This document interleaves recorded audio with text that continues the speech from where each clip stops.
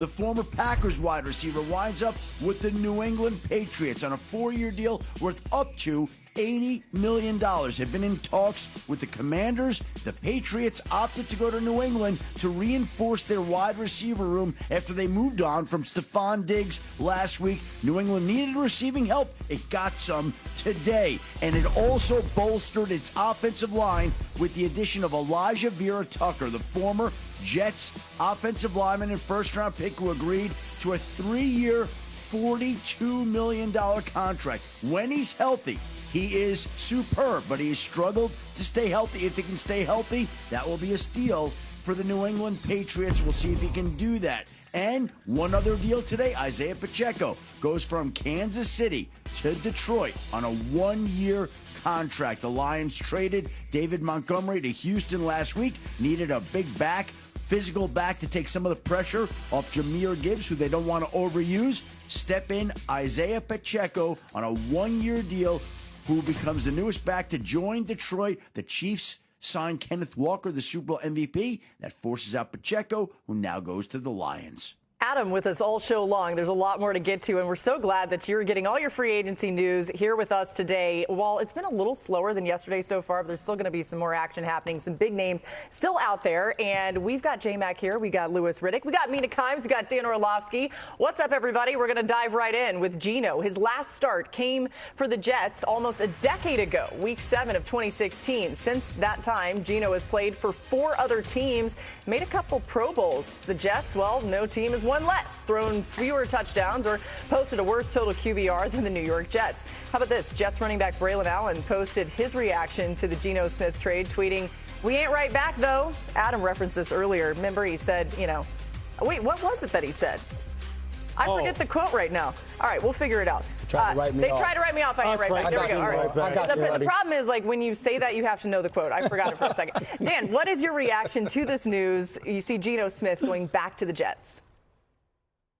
Yeah, they now have an adult in the room, a professional in the building at that position, and that's not anything against Justin Fields, but we have a guy in Geno Smith that's been a starting quarterback for years in the NFL and has been in the NFL for a dozen years plus. And I think in reality, that's kind of what the Jets need. If you're the Jets and you look at some of the pieces that they've added, the biggest thing they need is somebody that gives them a chance on a week in, week out basis to be a competitive football team.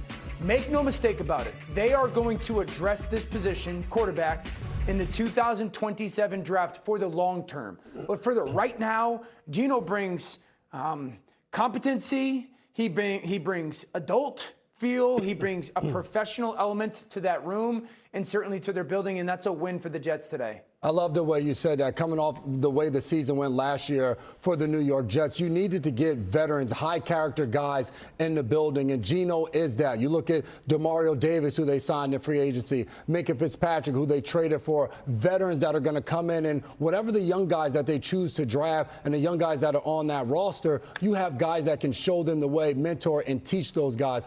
A ton of credit to the Jets here, just in the sense of Geno Smith in a day was going to become a free agent, and who knows if the Minnesota Vikings might have been interested in him, or the Pittsburgh Steelers, or whatever other team that was quarterback needy, that Geno Smith might have decided, hey, maybe that gives me a better opportunity. The Jets get ahead of it, trade for him, get him into the building, and now you're kind of a journey that Geno's gone on. He's returning back to the New York Jets where it all started, but in a completely different sense, where now he's a veteran that they can trust, and fans are going to be excited for Geno Smith coming back. Yeah, reports are that he's excited about this being a full circle moment. And Mina, do you think this is a better opportunity for Geno than what he had in Vegas last year?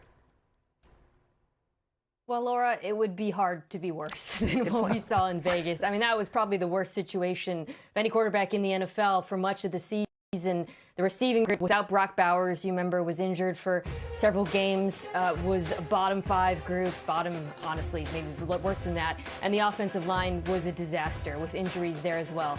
And now he joins a Jets team that, for all the flaws over the last few years of the roster, they have done a good job building that offensive line. It is young and ascendant, and undoubtedly, in my mind, an improvement over what Geno is playing behind in Las Vegas. You've got Breece Hall back there, Garrett Wilson. I think they need to add another receiver, but there is potential there, I think, for him to be surrounded by a pretty good supporting cast. Frank Reich comes in as a play caller, so you think he's probably going to a lot of 11 personnel, spread things out, ball out quick, throwing over the middle of the field, short, intermediate. I think Geno is capable of executing that offense at a high level. He's just got to cut back on some of the bad decisions we saw last season. But I do think the improvement in circumstances could help that process. Yeah, this was one of the more disappointing. Well, to put it bluntly, it was pretty, or simply, it really was a disappointing team last year. But, you know, I think the most important thing about this transaction is the relationship, and I said this earlier, that he's going to have with Frank Reich and the ability for the coaching staff overall to get more out of this offensive line that Mina is talking about. Because, look, this offensive line, one for one, was very talented a year ago. But if you watch this football team, and we got a chance to watch them up close and personal, they were just so erratic in terms of their ability to execute and play with any type of consistency. So although they are great individual talents, some like high-end #1 draft picks, they just didn't play well. So they need to really up that in terms of their performance. Look, Breece Hall is one of the very best running backs in the entire NFL. They brought in a lot of veteran people on this football team that obviously aren't going to be there for the long term. But obviously, Aaron Glenn needs someone in the locker room. He needs a couple guys in the locker room to kind of like just clean out the mentality that has been there that he wasn't able to get corrected this past year. No matter what he did, it didn't work. So maybe he's now saying, hey, look, maybe we should get a bunch of guys like a David Onyemata, you know, to come in there on the defensive side when you think about guys like Demario Davis. Those dudes are guys who have played a long time in this league, along with Geno, who know what it takes to be a pro and to win. And maybe they can have kind of like that kind of like positive impact on this organization going forward, because you know they're not really in the picture for the long term. Yeah, I'm excited for Garrett Wilson. I mean, Mina mentioned it a little bit, but the floor was so low here. Like, Geno's got to be an improvement over what they had before. Yeah. The Jets were the only team you guys ever play 16 games and not have a single receiver over 400 yards or even reach 400 yards. Like, that's bizarre to even think about. Okay, another defensive signing for the Jets. We just heard some of those new names, but according to our Jets reporter Rich Samini, the Jets signing former Bears cornerback Nashawn Wright to a one-year contract, source confirming there. Good value for the Jets, right? And remember, as Rich points out, Wright had 5 interceptions last season, 5 more than the Jets, who had 0. So a chance to take the ball away, that's something that Aaron Glenn is desperate for. Let's talk about the Jets division rival now in Foxborough. Adam Schefter and Jeremy Fowler reporting a 4-year, $80 million deal with former Packer Romeo Doubs with the Patriots.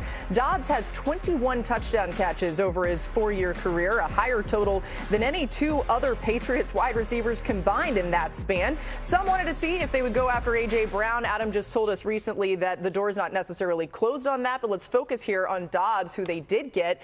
Mina, how do you feel about that fit for New England? I love it. I mean, he's not the #1 prototypical X receiver that the Patriots fans and organization have been waiting for. But I think he's an excellent replacement for Stephon Diggs, who was incredibly productive in this offense last year. In terms of being a sharp route runner, he's really good on intermediate routes, similar to Diggs. He's 12th in yards per route run, tied with Diggs actually last year. He is a red zone threat in Green Bay. He was consistently productive in the end zone. And I think just a reliable target for Drake May, which is what they need.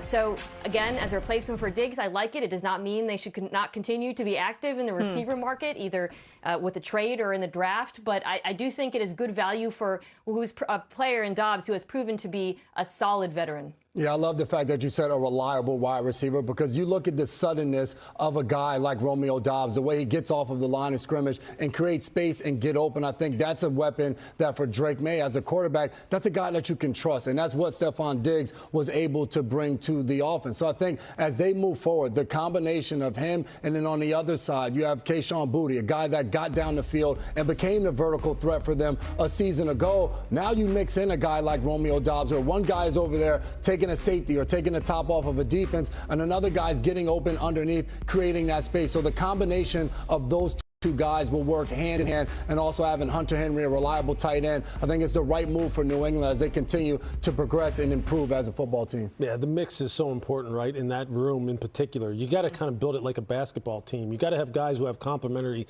skill sets. You can't have everyone who looks exactly the same. Romeo, quite honestly, though, has a little bit of everything.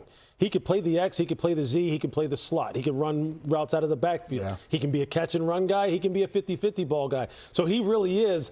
You may not look at him in the wide receiver picture overall in the league as a true #1, but he has #1 number one versatility, let's put it that way. Because that's what all number ones have. You can line them up anywhere. He can do that. He may not be the top end guy, but this is, without a doubt, a level up for them in that wide receiver room and just what they needed because he fits with everyone else. Diggs was the only Patriot with even 600 receiving yards last year. He's going to be cut. Dan, how much of an impact do you see Doubs having on this offense, and specifically Drake May and his development that you want to see next season?